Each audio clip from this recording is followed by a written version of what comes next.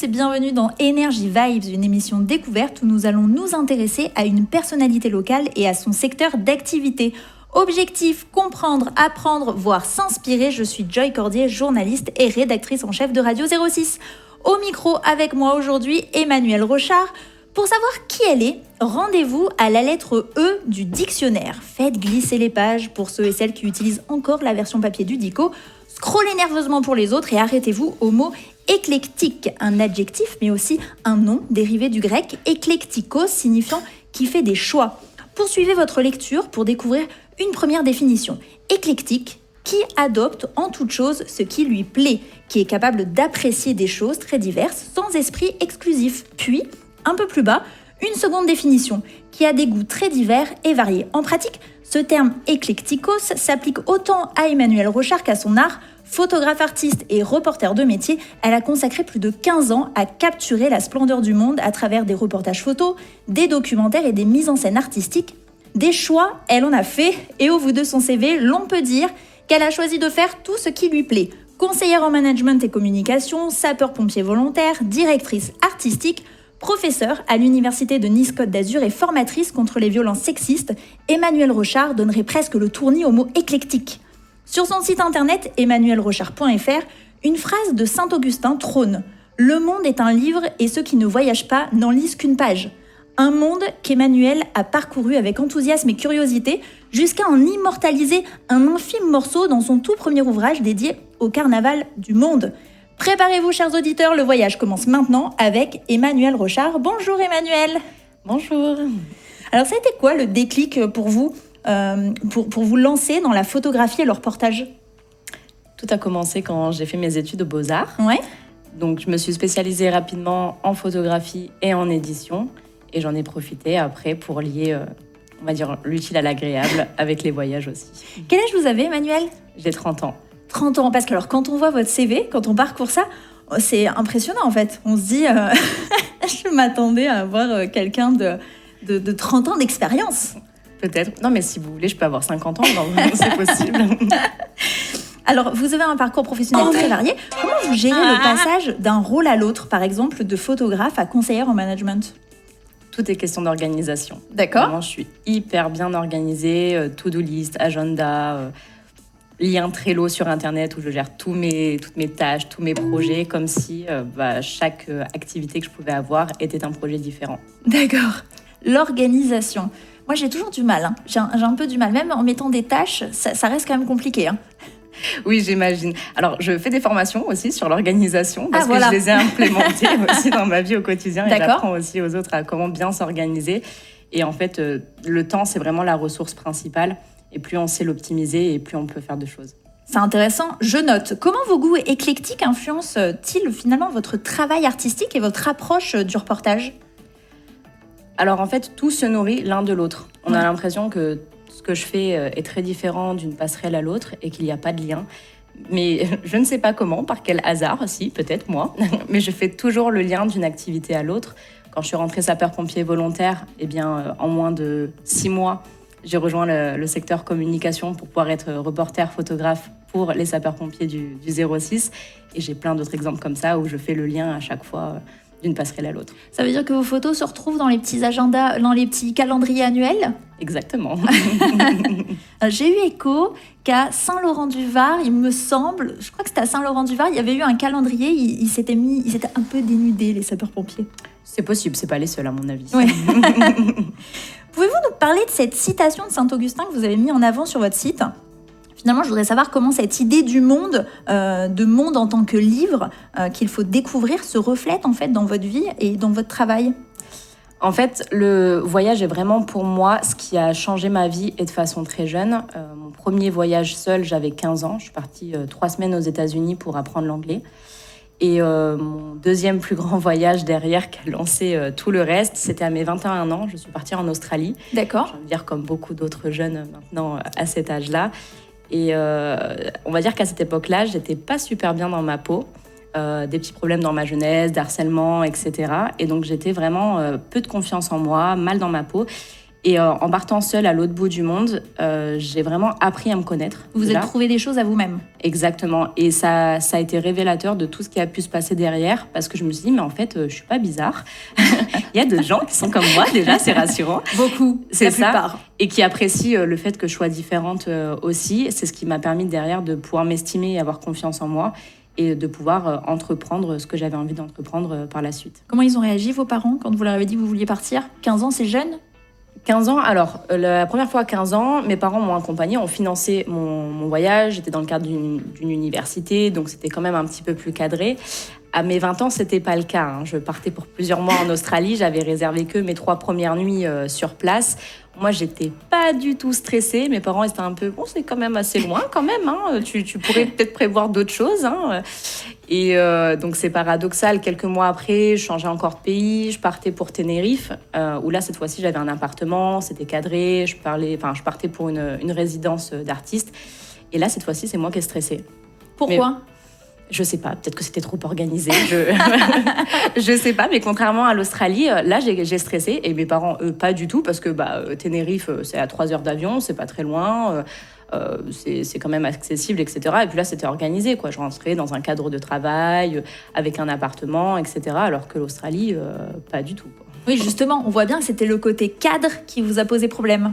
Oui. C'est rigolo parce qu'aujourd'hui, justement, vous vous formez sur ce cadre qu'il faut réussir à s'imposer, à mettre en place. Alors, en fait, je pense que c'est le mot central parce que j'arrive à jouer du cadre et à m'en défaire aussi.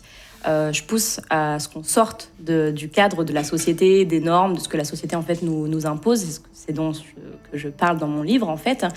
Et à la fois, je suis quelqu'un de très cadré, très organisé.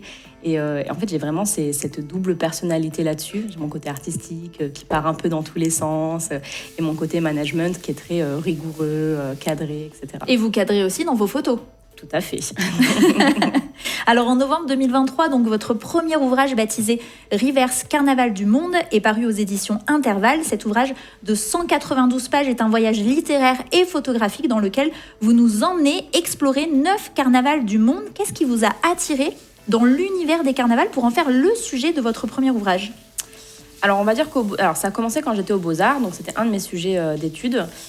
J'étudiais énormément tout ce qui était discrimination, stigmatisation, la norme, le handicap, la diversité, la différence. Et je cherchais à comment on pouvait valoriser la différence. Et en m'intéressant vraiment purement par hasard au carnaval pour y participer, hein, ça a commencé avec Fort-de-France en Martinique et Tenerife, notamment aux Canaries. Je me suis dit, mais en fait, c'est ça la solution. En fait, c'est sous nos yeux, tout le monde connaît le carnaval. Et en fait, le seul moment où vraiment chacun est lui-même et on va vraiment mettre en avant la différence et où vraiment c'est un atout, c'est le carnaval. Donc pour moi, c'est évident que c'est une vraie solution pour déstigmatiser et dédiscriminer notre société. Oui, dans votre ouvrage, d'ailleurs, c'est ce que j'ai noté. Vous écrivez que les différents carnavals, ce sont des mascarades rurales et des parades urbaines qui, donc pour reprendre vos écrits, renaissent et se réinventent, renouant avec des rites ancestraux. L'époque s'y prête. Vous expliquez ainsi que en prenant part au carnaval, on échappe aux injonctions sociétales, on questionne et on efface les différences en les surlignant à outrance, on renverse les rôles. Expliquez-moi davantage cette notion de renverser les rôles. En fait, je vais plutôt vous donner 2 exemples que j'ai en tête. Le premier, c'était quand j'étais à Rio, donc au carnaval de Rio. On va dire que l'homosexualité est courante au Brésil, mais pas forcément très acceptée. D'accord ? Ils sont très emprunts sur la culture catholique qui prône pas forcément l'homosexualité. Et pendant le carnaval, scène incroyable, 2 hommes homosexuels qui s'embrassent au milieu de la foule. Et là, toute la foule se retourne et applaudit. Mais genre, c'était incroyable la scène de se dire, mais mince, dans un autre contexte, ces personnes-là sont peut-être regardées comme des ovnis de façon différente, peut-être même des fois un peu épiées. Et là, sur la scène, vraiment, au milieu de la foule, tout le monde a applaudi, crié de joie. Enfin, c'était extraordinaire. Donc ça, c'est un premier exemple. Ah oui, très bon exemple. Et le deuxième exemple que j'ai vécu, quand j'ai fait le carnaval de Londres, notamment la partie Notting Hill, en Angleterre, je suis partie avec ma mère qui est en situation de handicap. Et pour faciliter les déambulations, on a décidé qu'elle prendrait son fauteuil roulant. Elle n'est pas tout le temps en fauteuil roulant. Et là, cette fois-ci, on a dit que c'était plus simple, parce que des kilomètres à marcher. Et donc pareil, le regard au quotidien sur le handicap, notamment le fait d'être en fauteuil roulant. Et bien là, extraordinaire. Des gens qu'on ne connaissait pas du tout, qui sont venus, qui nous ont aidés, qui nous ont laissé passer devant. Je crois qu'il y a même un Londonien qui nous a baladé dans tout le carnaval, à essayer à pousser le fauteuil de ma mère, à laisser à dire aux gens de se pousser, à nous inviter à manger. Enfin, c'était extraordinaire, ce qui n'arrive pas dans la vie de tous les jours non plus. Donc là encore, c'est un autre exemple où là, pour le coup, la différence, elle est encore valorisée et exaltée, en fait. Ça veut dire que pendant le carnaval, tous ces gens ont un autre rôle, montrent un autre visage. Alors, à votre avis, lequel est le vrai ? Eh bien, je ne sais pas. Je pense qu'en fait, quoique, je pense que pendant le carnaval, les gens, ils osent être eux-mêmes. Je pense ils ont plus peur, en fait, du regard des autres. Je pense que c'est ça. En fait, dans la vie de tous les jours, on porte tous des masques. Je pense que c'est l'inverse. Dans la vie de tous les jours, pour pouvoir correspondre à ce que demande la société, notre travail, notre famille, nos amis, le regard de l'autre, très très fort, on porte des masques au quotidien. Et je pense que pendant le carnaval, à l'inverse, on enlève notre masque. Certes, on en met un autre, mais on enlève surtout le masque que la société nous force à porter au quotidien. Est-ce que vous considérez finalement, par rapport à cette expérience, ce vécu, ces voyages, est-ce que vous considérez que partout, quel que soit le pays, les individus finalement sont dans une quête d'échappatoire ? Bien sûr. On le voit, alors là je vais faire une transition sur le management, mais parce que c'est actuel. L'un des principaux managements actuels, c'est le management de la co-responsabilité et qui répond aux besoins de liberté qui arrivent de plus en plus fort depuis les années 2010. Le bien-être, c'était plutôt dans les années 2000. Ça y est toujours, bien évidemment, mais vraiment ce besoin de liberté, et on l'a bien senti pendant le Covid, on en a souffert aujourd'hui, bien sûr, et donc le carnaval y répond d'autant plus. Vous participez depuis 2019 au Festival de photographie de Mouansartou, où vous y exposez chaque année une nouvelle série de photos. Comment vous choisissez leur thème ? Alors, ça dépend des années. Cette année, je ne savais vraiment pas quoi présenter. La première année, j'ai présenté une série de photos des différents carnavals du monde. C'était dans le sujet actuel. La deuxième année, j'ai proposé une série de rodéo au Brésil, en noir et blanc. Donc là, j'avais envie de quelque chose de plus qui sortait du quotidien, en fait, de ce qu'on ne pouvait pas forcément voir tous les jours. L'année suivante, j'ai proposé une série avec les pompiers. Donc de photographies que j'ai réalisées lors de feux de forêt et d'incendies urbains. Donc pareil, pour encore montrer des choses qu'on ne voit pas tous les jours. Et cette année, je présente, donc je peux le dire parce que j'ai envoyé mon dossier, je présente une série sur les femmes, les troupes qui sont dans le carnaval de Nice. Ah, ça c'est pas mal. Donc ça veut dire que c'est des photos qui ont été prises là, à ce carnaval-là ? Notamment à ce carnaval-là et aux 3 dernières éditions du carnaval de Nice. Ce sont que des portraits de femmes. Ça, c'est la petite info qu'on note. C'est quand ce festival à Mouansartou ? Au mois de mai. Au mois de mai. Que ce soit finalement au travers des photos de votre ouvrage, des photos que vous allez exposer là à Mouansartou, que vous avez déjà exposées, finalement, c'est quoi le message ou l'émotion que vous souhaitez transmettre ? À chaque fois, c'est un message différent ? Ou est-ce que finalement... Je pense que j'ai toujours envie de montrer quelque chose que la société, les gens n'ont pas l'habitude de voir. En fait, j'ai vraiment envie d'ouvrir l'esprit et je pense que c'est à ça que sert aussi le voyage, tout simplement. Et j'ai la chance d'avoir photographié et vu des choses que tout le monde ne voit pas forcément. Et j'ai envie d'en montrer la beauté dans toute sa généralité, en fait, et dans toute sa pluralité. Mais alors justement, c'est quoi finalement votre différence par rapport aux autres photographes ? Parce que justement, votre talent de photographe, un peu de chasseuse d'instants forts au service, ce talent, vous le mettez aussi au service des professionnels. Du coup, c'est pour ça que je m'interrogeais un petit peu. C'est quoi finalement votre différence ? Sur la partie artistique, du coup ? Ouais. Je pense que ma différence, c'est vraiment de montrer la différence. Vraiment de montrer ce qu'on ne voit pas et d'aller toujours chercher quelque chose de différent, de différentes choses. Je suis différente, je propose des choses qui sont différentes et donc forcément mon regard artistique va s'en faire ressentir. Alors si je vous dis, Angel, balance ton quoi ? Oui. Alors, généralement, je fais toujours chanter les gens que je reçois. Bon, là, je suis sympa. C'est gentil. Alors, ça vous fait penser à quoi, justement, si je vous dis ça ? Eh bien, effectivement, depuis quelques années, de plus en plus, notamment depuis le hashtag MeToo, puis après, en France, le hashtag Balance ton porc, eh bien, on met de plus en plus en exergue les différentes violences sexistes et sexuelles que les personnes peuvent ressentir, pas que les femmes, contrairement à ce qu'on peut penser, femmes, hommes, enfants, de tout âge. Et on se rend compte que dans les chiffres, on est tous concernés. Ça peut arriver à n'importe qui, n'importe quand, voilà. Le sexisme, alors justement, c'est une autre manière pour vous d'impacter le monde. Concrètement, avec vous, pas question d'attendre que peut-être un jour ça change. Vous luttez activement contre les violences sexistes en étant formatrice. À quoi ça ressemble en fait ce type de formation contre le sexisme ?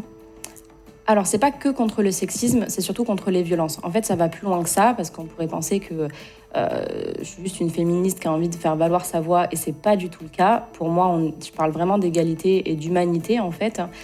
Et vu que je m'intéresse à l'humain, c'est dans ma pratique, dans les formations management, leadership, la problématique des violences, c'est vraiment de se dire, OK, il faut que chacun apprenne à se connaître, apprenne à s'estimer et à avoir confiance en soi. Déjà, c'est la première étape pour pouvoir ne pas accepter certaines choses. Et ensuite, pour éviter de se retrouver dans une situation de potentiellement faire ce genre de violence, en fait. Parce que c'est pas forcément toujours conscient, contrairement à ce qu'on pense. C'est pas toujours un inconnu dans la rue avec une parka grise un soir de pleine lune sous la pluie, non, pas du tout. Ça arrive souvent dans le cadre du couple, dans le cadre de la vie privée, familiale aussi. Au travail. Et de se dire, je vais te donner des tips, comment on reconnaît des red flags, tout simplement, et de se dire comment on peut les contrer. Et si malheureusement on a été victime de violences, parce que ça m'est arrivé énormément de fois d'arriver sur des formations et que pendant ma formation, les personnes se rendent compte qu'elles ont été victimes de violences. Oui, il y a une prise de conscience. Il y a une prise de conscience, c'est le point de départ.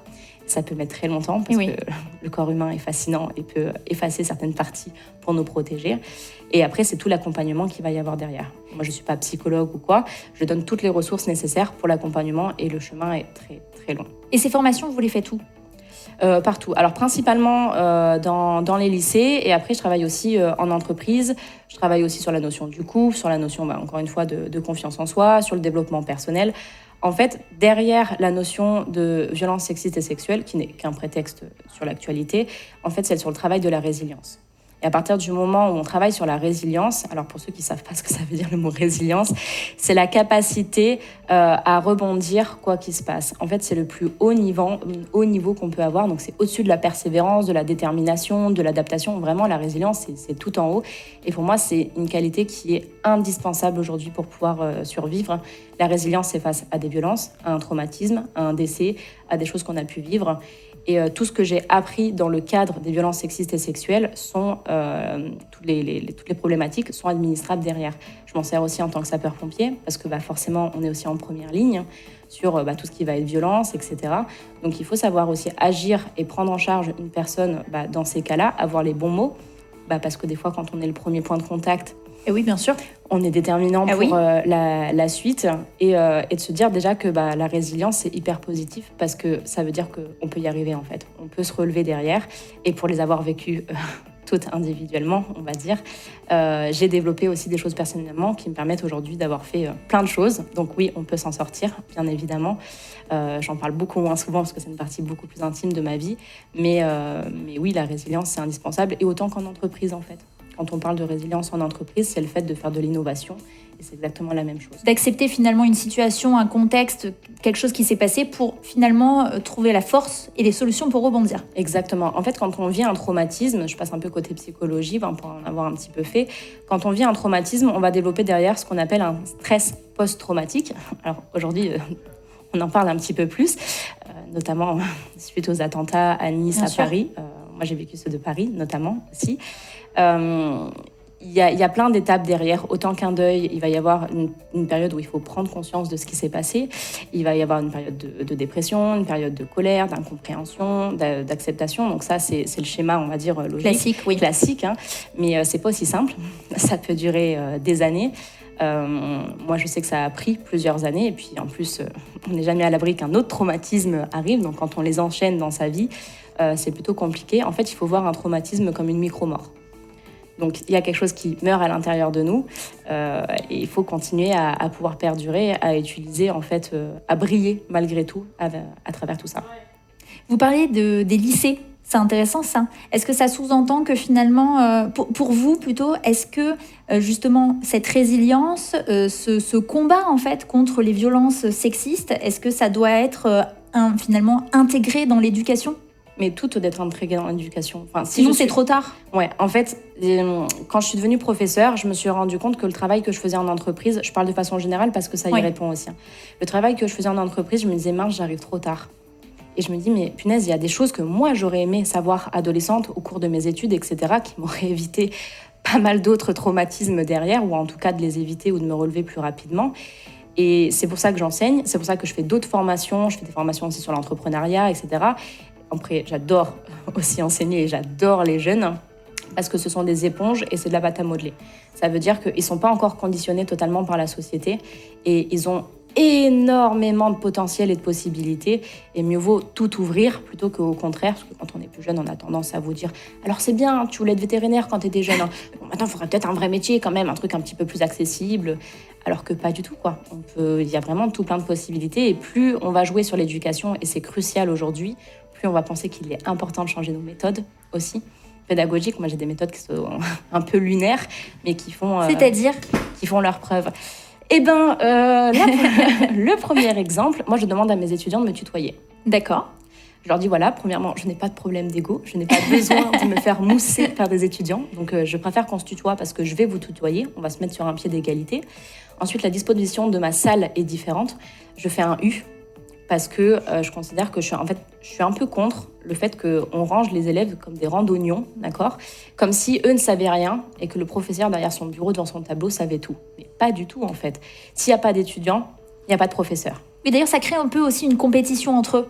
Oui, premier rang, deuxième rang, voilà, troisième rang. Ça fait comme une classe sociale aussi. Oui. Enfin, il y a trop de choses qui ne vont pas dans ce modèle-là, alors que quand on travaille en rond, en U, déjà, on se voit tous, oui. On peut tous dialoguer, on est sur un pied d'égalité. Et on peut beaucoup plus facilement travailler. Les échanges sont plus fluides, etc. Donc, et le troisième point, je les interdis de m'appeler madame. Comment ils vous appellent du coup ? Manu. Manu, vraiment. Et après, je travaille beaucoup sur de la pratique. Il y en a personne qui vous l'a fait ? Bah non, ils sont trop jeunes. Hé, Manu, tu descends ? Ah si, ils en ont plein des références. Ils ont toujours plein de blagues et plein de références, mais j'adore parce que j'ai beaucoup de réparties. Oui. Et je cherche ça, au contraire. Et plus ils sont jeunes, et plus ils osent avoir de la répartie. Et pourquoi pas les collégiens ? Parce que les collégiens, c'est la partie la plus difficile dans l'évolution de l'adolescence. Tout à fait. Au collège, je vais intervenir, mais plus sur les notions d'entrepreneuriat et de comment envisager sa vie future, et pas que professionnelle. Et donc, c'est là où j'aime bien pousser des portes et leur donner des possibilités. Je leur raconte mon parcours. Genre, coucou, j'ai fait les Beaux-Arts et Polytechnique. Rien à voir. J'ai voyagé dans le monde. À la base, je voulais être directrice artistique dans la publicité. Au final, j'ai jamais fait de la pub. Je suis dans le management. Enfin, voilà, je suis sapeur-pompier aussi. Enfin, ça arrivait entre-temps. Enfin, de leur dire, en fait, il n'y a pas de circuit préconçu. Il y a plein de possibilités. Il y a plein d'envies au fil du temps. Fait. Il faut même savoir d'être chef d'entreprise. accepter. Jamais je me serais dit d'être chef d'entreprise. On a plein de croyances limitantes, en fait. Moi, je pensais que pour être chef d'entreprise, fallait minimum avoir 40, 45 ans, bien installé, une grande carrière. Et pas du tout. Moi, je me suis retrouvée chef d'entreprise à 27 ans, donc pas du tout. On va y revenir justement un petit peu après. Finalement, concrètement, qu'est-ce qui manque aujourd'hui ? Ou à l'inverse, qu'est-ce qu'il faudrait pour que les violences sexistes vraiment prennent un coup d'arrêt, un vrai coup d'arrêt ? Juste de l'information, de l'éducation et de l'information. Et il y a beaucoup de stéréotypes là-dessus. Moi, je passe du temps à casser les stéréotypes, à expliquer comment notre cerveau fonctionne avec des biais, machin, etc. Et de dire qu'il y a des choses qu'on a acceptées, qu'on pense que c'est normal, mais pas du tout, en fait. Et juste d'informer, mais l'information et la communication, mais c'est le point central de l'éducation. Alors justement, dans le clip d'Angel, parce que quand j'ai préparé cette interview, je l'ai re-regardée, et il y a un moment donné où elle fait courir les hommes avec une paire de seins en silicone. Ça vous a jamais donné envie, à un moment donné, par exemple, des lycéens un peu tatillons, un peu pénibles, on va dire, ça vous a envers les femmes, hein, bien sûr. Alors, vous vous êtes déjà dit, ceux-là, ils mériteraient une bonne punition, de se rendre compte de ce que c'est d'être une femme. Alors, le carnaval sert à ça. Mais venez au carnaval. En fait, le premier point dans ces cas-là, c'est que le carnaval, il y a beaucoup d'inversions des sexes. Les femmes se déguisent en hommes, les hommes se déguisent en femmes, etc. C'est peut-être même aussi le moment où les gens osent le faire, parce que ça peut être mal vu dans la société, encore une fois, malheureusement. Alors que je pense que c'est génial d'être un homme, et je pense que c'est génial d'être une femme, mais il faut essayer, faut se mettre dans les chaussures de l'autre, quoi. Oui, voilà. Et le carnaval s'y prête très bien. Exactement. Donc finalement, c'est vrai que ça serait pas mal d'instaurer ça. Pensez-y l'année prochaine pour vos élèves. On est obligatoire. Oui, où on échange un peu nos vestes. Exactement. Et j'ai plein d'idées comme ça dans l'éducation, de se dire, il y a eu des polémiques, notamment sur le croque-top. Plein de fois, les étudiants, ils m'ont dit, vous en pensez quoi madame du croque-top ? En maternelle, c'est interdit. En élémentaire aussi. Et au lycée aussi. En élémentaire, on nous dit clairement, en maternelle non, mais en élémentaire, pour avoir une fille, On nous a dit clairement, il faut des t-shirts à la bonne taille. Alors moi, j'explique 2 choses, parce que je pense que ça va totalement avec le fait de se déguiser ou d'avoir un habit. En fait, c'est juste, c'est comment on se présente. Moi, je vais arrêter déjà 2 choses. La première, c'est qu'on devrait avoir une journée du croc-top. Comme ça, on met tout le monde d'accord. Même les garçons devraient porter un croc-top. Ok, voilà. Une journée de croc-top, tout le monde porte un croc-top. Point. Tout le monde prendra conscience qu'avoir du bidou, faut faire un peu de sport. Hein. Le sport, on vous l'a déjà dit, c'est la santé. C'est ça. Deuxièmement, je leur explique qu'il faut respecter un peu aussi le travail des designers et que le croc-top, ça se porte avec un taille haute. D'accord ? C'est pour ça que ça a été créé. D'accord ? Il faut respecter le travail des designers et que ça se porte pas n'importe comment. Ok ? Et ensuite, je leur dis, moi, j'ai pas de problème à ce que, par exemple, dans mon cours, vous veniez habillés comme ça. Je dis, moi, je vous explique juste que dans le monde professionnel, derrière, suivant le métier que vous allez avoir, malheureusement, je sais, on dit que l'habit ne fait pas le moine, mais malheureusement, la première impression, elle est aussi sur notre physique et la manière de s'habiller. Donc, au lieu de se tirer une balle dans le pied, de faire mauvaise impression, parce que c'est comme ça, c'est la société, et ben, il faut savoir jouer avec. Et de se dire que peut-être que dans un rendez-vous avec des PDG, des clients très célèbres... Le croc-top, c'est pas idéal. Peut-être que ce jour-là, on va peut-être pas le mettre tout ça. Alors que finalement, moi je pense qu'une fois qu'on est intégré dans une entreprise et qu'on a fait ses preuves, on peut se permettre un jour de venir avec un croc-top sans que ça pose problème en réalité. Je porte des croc-tops et je suis chef d'entreprise, tout va bien. Voilà, elle n'a pas mis de croc-top. Non. Alors justement, depuis 2020, vous êtes à la tête de RHD Conseil, société familiale qui accompagne les entreprises désireuses d'évoluer tout en impactant le monde positivement. Ça veut dire quoi concrètement ? Alors, ça veut dire quoi concrètement ? Ça veut dire qu'on est perpétuellement dans une gestion du changement, d'accord ? Le monde évolue à une vitesse exponentielle et qu'aujourd'hui, qui a le pouvoir ? Tout simplement, c'est les entreprises. C'est pas l'État, non, je sais. Ce n'est pas la religion non plus. En fait, où est l'argent ? L'argent, il est dans les entreprises. Il y a des PDG qui gagnent... beaucoup plus que les plus grands présidents d'État qui gagnent des fortunes. Il y a des entreprises qui ont plus de salariés que l'armée chinoise, par exemple, d'accord ? Et donc, c'est les entreprises qui sont le futur, en fait. C'est elles qui vont donner la note pour ce qui va se passer. Et le but de ma société familiale, c'est effectivement de pouvoir accompagner les entreprises dans leur transition. Donc, ça passe par plein de choses, par leur image de marque, la communication, le marketing, leur management opérationnel à l'intérieur. Et tout ça sous couvert d'innovation, de leadership, de créativité. Donc, c'est très transversal et on travaille de plein de manières différentes. Alors, vous êtes également sapeur-pompier volontaire, vous me l'avez dit tout à l'heure. Pourquoi cet engagement finalement ? Alors, pourquoi cet engagement ? En fait, un jour, je suis arrivée la première sur une intervention, un accident de la route, un scooter qui était étalé en pleine nuit, à minuit, sur une route de montagne. Et je me suis arrêtée naturellement, je suis allée faire les premiers gestes, j'ai appelé les secours, etc. Et en fait, j'ai adoré cette sensation de me dire, mais si j'avais pas été là, je sais pas ce qui serait passé pour cette personne-là. Parce que je me suis arrêtée, je ne suis pas passée sur la personne et je ne l'ai pas évité non plus. Et je faisais vraiment beaucoup de sport à l'époque, un peu moins aujourd'hui et moins de temps forcément. Et vraiment par hasard, en même temps, la caserne de mon village cherchait des nouveaux sapeurs-pompiers. Et je me suis dit, comment on devient sapeur-pompier ? Est-ce que c'est une vocation de plus petit ? Est-ce qu'il faut faire des études là-dedans ? Enfin, je ne savais vraiment pas comment ça fonctionnait. Et donc, j'ai fait l'entretien. Et pour devenir pompier volontaire, effectivement, voilà, c'est sur entretien, après des épreuves physiques, etc. Et on est formé, bien évidemment, autant que les professionnels, parce qu'à la fin, on fait la même chose. Et donc, de fil en aiguille, comme ça, je suis devenue sapeur-pompier volontaire. Et je me suis rendu compte que ça répondait aussi à mon leitmotiv personnel, qui est de pouvoir aider, accompagner et par extension peut-être changer le monde un jour, je ne sais pas, ou en tout cas peut-être à plus petite échelle. Et on accompagne et on aide aussi en étant sapeur-pompier volontaire, autant que les professeurs, les formateurs, les photographes, les artistes, et ainsi de suite. On sent finalement une bienveillance. Alors moi je vous vois, donc moi je vois les yeux qui pétillent quand vous parlez finalement des différentes missions que vous avez. Il n'y a pas des moments justement où par contre... c'est difficile de garder son calme, justement en tant que sapeur-pompier, quand vous vous retrouvez face à un incendie où on sait que ça a été déclenché de manière volontaire, ou face à un gamin adolescent qui a, malgré son jeune âge, finalement tient des propos qui sont difficiles. Alors, j'ai une personnalité très volcanique, déjà. Donc, j'ai appris effectivement à me conditionner pour éviter d'exploser tel un volcan. Ouais, totalement. Et de pas juste... quand on est en colère, il faut apprendre aussi à gérer les émotions, mais à les comprendre. Quand on est en colère, c'est dû à quoi la colère ? C'est quand on a un manque, que l'un de nos besoins n'a pas été assouvi. Et donc, on va se mettre en colère par rapport à ce manque-là ou à ce besoin. Donc, quand on est face à quelqu'un qui est en colère, la première chose à faire, c'est de l'écouter. Parce que la personne, elle a besoin d'être écoutée. Et derrière, pour pouvoir l'aider, c'est potentiellement de pouvoir l'accompagner, de répondre à son manque ou à ce besoin qui n'a pas été assouvi. Et tout le temps, quand il y a quelqu'un qui est en colère, de juste s'intéresser à la personne du fond de cette colère-là, des fois, ça permet d'apaiser les choses. Et raisonner, quelqu'un qui est en colère, on oublie. Écouter, c'est bien. Oui. Raisonner, c'est juste pas le moment. Mais je me suis jamais sentie en colère en arrivant sur un incendie, un feu de forêt, peut-être parce que j'ai pas trop le temps à ce moment-là. Oui, on a déjà l'adrénaline et puis c'est un petit peu urgent, on va dire. Faut gérer certaines choses. On peut être agacé. Moi, je suis agacée sur la route quand je vois que les gens ils conduisent n'importe comment, qu'ils coupent la route, etc. Je me dis, toi, un jour, dans 2 carrefours, c'est sûr, je vais te retrouver la tête dans le volant et potentiellement, t'auras tué quelqu'un en face. Ça, c'est quelque chose qui peut m'énerver. Mais je me dis, je crois au karma. Je crois aux lois de l'attraction et au karma. Et le truc, par contre, qui m'agace particulièrement, où j'ai du mal à me gérer, c'est quand je travaille avec des étudiants qui n'ont pas envie. Ah oui. C'est pas qu'ils n'ont pas envie d'être avec moi ou de travailler avec moi, c'est juste qu'ils n'ont pas envie.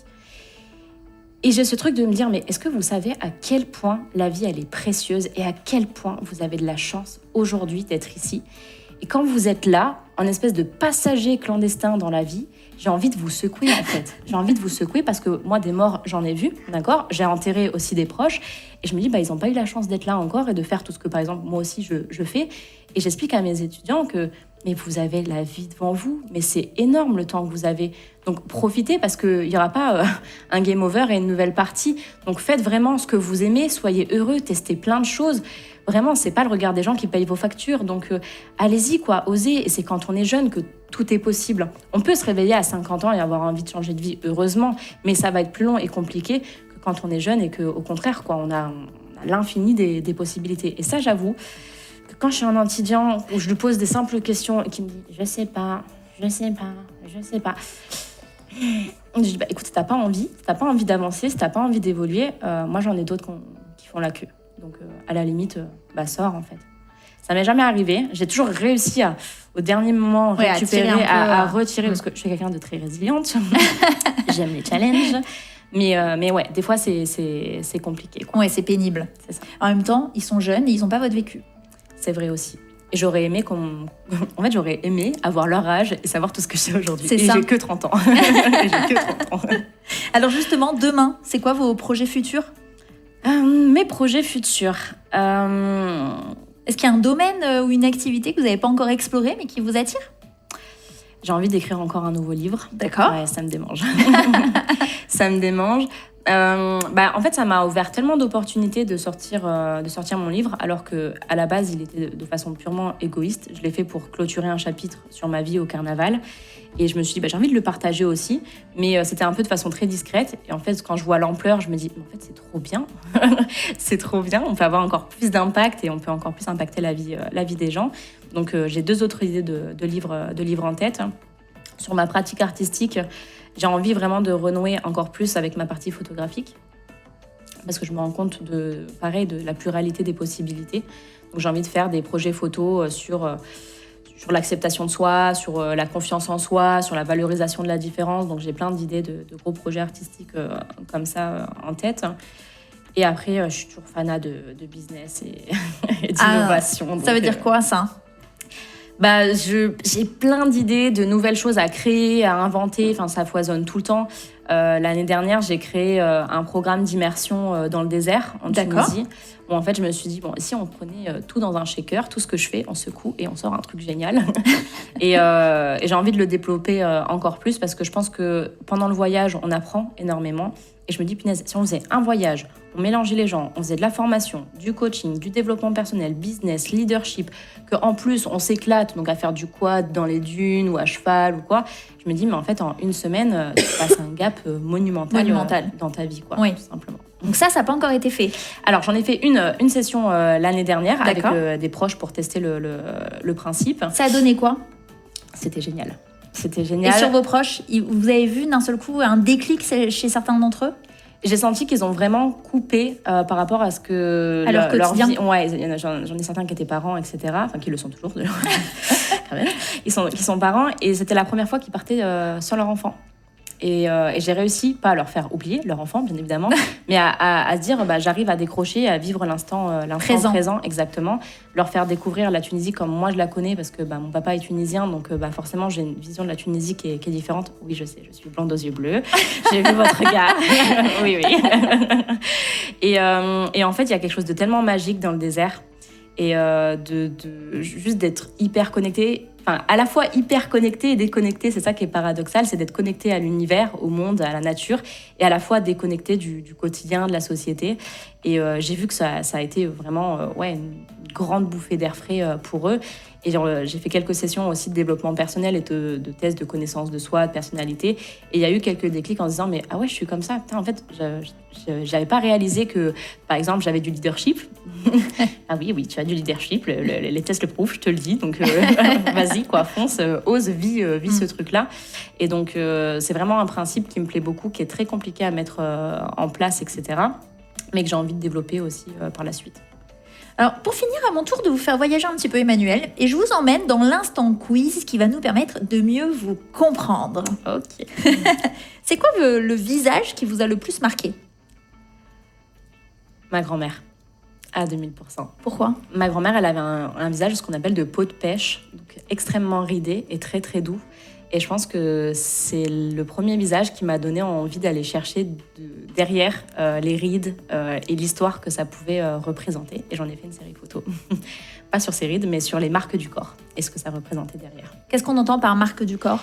Tout ce qui est cicatrices, déformations, rides, etc. que je photographie en macro, en négatif, et que je transforme comme des paysages en fait. Et après, je demande toujours l'histoire de ces marques-là, j'aime bien. Si vous étiez un carnaval, vous seriez lequel ? Le carnaval de Rio. Pourquoi ?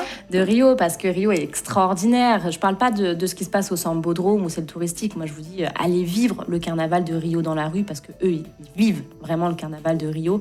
C'est un des plus extraordinaires souvenirs que j'ai dans ma vie. Et je me suis déguisée tous les jours, j'ai rencontré des gens extraordinaires, j'ai bu beaucoup de caipirinha aussi, c'est sûr. mais ouais, c'est le plus bel exemple de tout ce qu'on peut... Ça aide à développer son leadership, non ? Aussi. Vous seriez plutôt le début du carnaval, le moment où l'excitation de la parade monte ? Vous seriez plutôt le milieu, lorsque l'enthousiasme bat son plein ? Ou vous seriez plutôt la fin du carnaval, lorsque la satisfaction d'avoir vécu un beau moment fait sourire nerveusement tous les participants ? Le début. Je suis de nature très enfantine, dans le sens où je m'émerveille comme les enfants. J'aime bien découvrir les choses pour la première fois. J'ai les yeux qui pétillent à chaque carnaval. Donc oui, je suis carrément dans le début d'un carnaval. S'il pouvait parler, que vous dirait votre appareil photo ? Ouvre l'œil et regarde derrière, plus loin que ce que tu peux voir. Souvent, on pense voir certaines choses et en fait, il faut aller chercher plus profondément. Si vous deviez choisir un seul gadget pour survivre sur une île déserte, entre votre appareil photo et un kit de survie, vous prendriez lequel ? Un kit de survie. Je suis une aventurière. Moi, je suis pour vivre pieds nus sur une île déserte. Mais vraiment. vivre quand même. Oui, bien sûr. D'aller chasser, d'aller pêcher, de construire des cabanes. Non, mais ça, c'est génial. J'ai hâte qu'ils remettent l'émission The Island au programme, vraiment.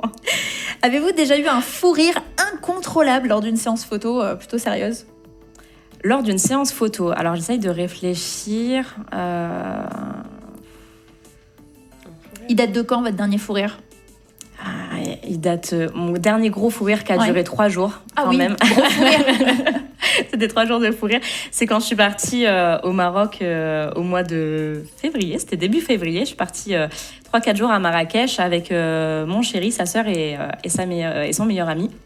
Et on a fait vraiment que rire tout du long.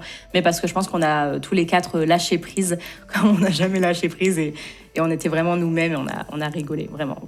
C'est quoi le conseil le plus étrange mais efficace que vous ayez jamais donné en tant que conseillère en management ? Étrange, hein ?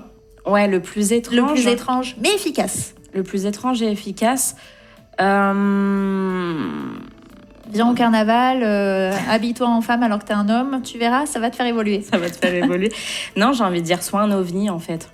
Sois un ovni, vraiment, dans tous les sens du terme. Sois différent, va voir ailleurs, parcours le monde, sois un ovni. Si vous pouviez photographier un dîner entre 3 personnages historiques, vous choisiriez lequel ? Lesquels ? Lesquels ? Déjà, Et ça serait quoi le plat principal ? Le plat principal. C'est intéressant de savoir ce que les gens mangent. C'est vrai. J'avais fait une peinture comme ça quand j'étais aux Beaux-Arts avec vraiment des célébrités. Est-ce que les personnes doivent être réelles ou pas ? Ouais, réelles. Ouais, ok. Ouais. Vous pourrez me dire aussi ceux qui sont pas réels. Ouais. Je dirais Rosa Parks. Ouais. Simone Veil. Ouais. Sacré repas quand même déjà. Ouais, déjà. Du style en réel. Ou sœur Mère Teresa. Ou sœur Emmanuel. Ça, c'est si on prend vraiment des personnages réels. Ok. Si on fait un repas dans un film, là, je vous mets 3 autres personnages. Je vous mets Lara Croft. Je vous mets Mulan.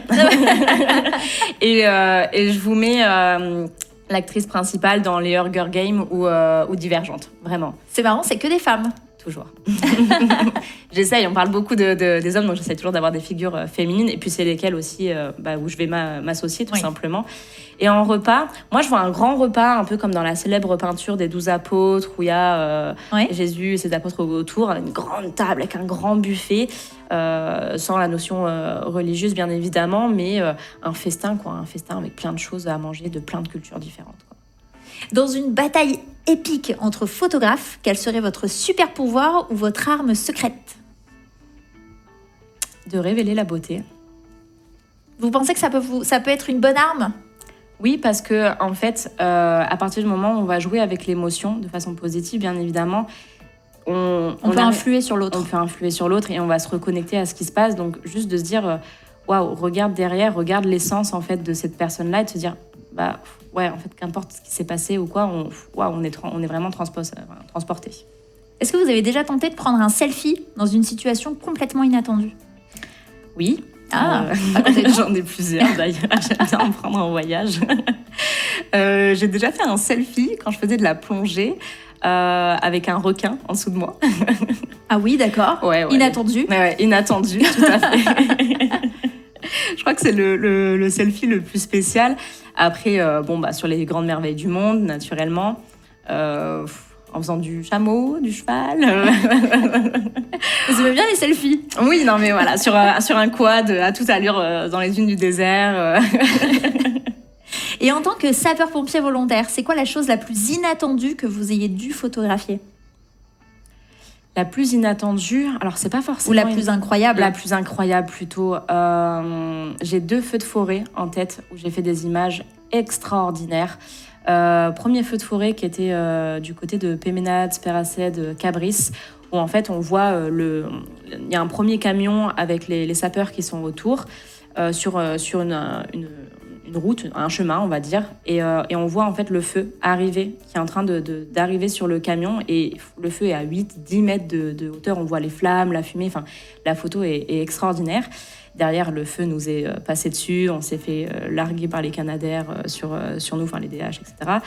Et le deuxième, c'était sur un autre feu de forêt du côté de Saint-Auban l'année dernière, au mois de mars d'ailleurs, c'était il y a pile 1 an. Et pareil, là, on était à la tombée de la nuit, donc ce qu'on appelle l'heure bleue en fait, et avec des couleurs vraiment à la fois très bleutées, le rouge du feu, enfin vraiment des photos super. Où est-ce qu'on peut découvrir toutes ces photos ? Sur mon site internet, emmanuelrochard.fr, et sur le site, dans les pages des réseaux sociaux du SDIS 06. D'accord. Si votre vie était un carnaval, quel en serait le thème et surtout quel costume vous demanderiez à vos invités de mettre ? J'ai souvent pensé à faire des soirées déguisées. Vraiment, j'adore ça. Le thème qui me viendrait en tête, là, comme ça, en premier, c'est habille-toi avec le métier que tu rêvais de faire petit. Ah oui, ça c'est mignon. Ça, c'est génial. Ouais. Parce qu'on a toujours eu beaucoup de rêves quand on était petit, et on a peu en fait qui ont fait le métier qui. Oui, alors voulaient. c'est surtout que là on risque d'avoir beaucoup de vétos justement et beaucoup de pompiers. Mais, bon. Mais ça peut être drôle. Des chanteuses aussi. Des chanteuses, des vétérinaires, des astronautes. Enfin, moi je voulais être astronaute ou archéologue au début, donc.